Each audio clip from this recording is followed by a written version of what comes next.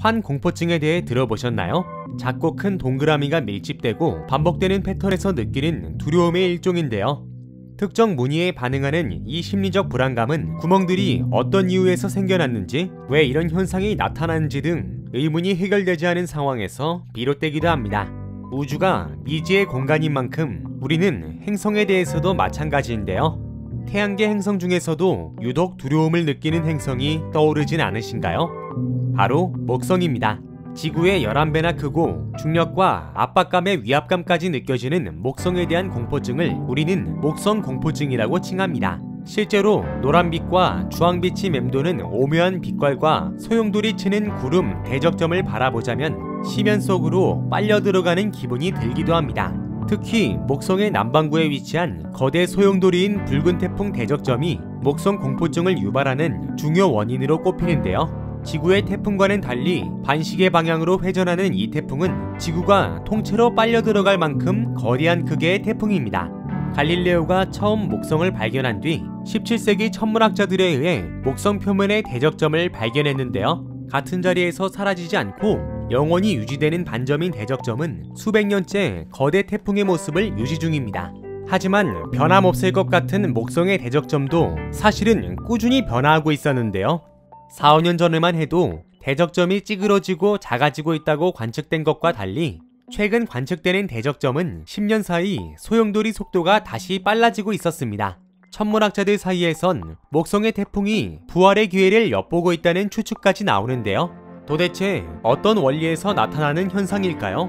사실 1800년대만 하더라도 목성의 대적점은 약 41,000km의 크기였습니다. 이후 1979년 관측된 23,000km, 1995년엔 21,000km, 2009년엔 18,000km까지 크기가 축소됐습니다. 지난달 29일 미 항공우주국 주노탐사팀의 최근 관측에 의하면 목성 대적점은 현재 16,000km까지 줄어들었습니다. 원래 길게 찌그러진 타워 모양이던 대적점은 해마다 평균폭 930km씩 줄어들면서 거의 둥근 원형의 현상을 띄었는데요. 단순히 대적점의 면적만 좁아진 것이 아니었습니다. 대적점이 원형을 이루며 크기가 작아진 동시에 깊이는 더욱 깊어졌습니다. 실제로 대적점 태풍은 깊이가 깊어지면서 2014년엔 더 진한 주황빛을 띤 것을 관측했습니다. 미 항공우주국 연구진이 지난달 말일에 발표한 연구 결과에 따르면 목성 대적점의 깊이가 목성 구름 꼭대기 아래로 약 350에서 500km 이상 뻗어 있습니다. 이는 지구 표면에서 우주국제우주정거장까지의 거리보다 더 긴 거리입니다. 깊이가 깊어지면서 회전의 속도도 빨라진 것인데요. 대적점 소용돌이의 가장 바깥쪽 풍속은 약 시속 650km로 지구 건물 하나쯤은 순식간에 날려버릴 수 있는 강력 5급 태풍의 속도입니다. 그런데 2009년부터 2020년 사이 태풍의 속도는 8%나 더 빨라진 것으로 확인됐습니다. 수백 년째 갈수록 난폭해지는 대적점 아래는 어떤 지질 구조가 형성되어 있는 걸까요? 적도 부근의 따뜻한 바다의 에너지로 태풍이 형성되는 원리와 비슷하게도 목성의 태풍도 비슷한 원리로 형성됐습니다.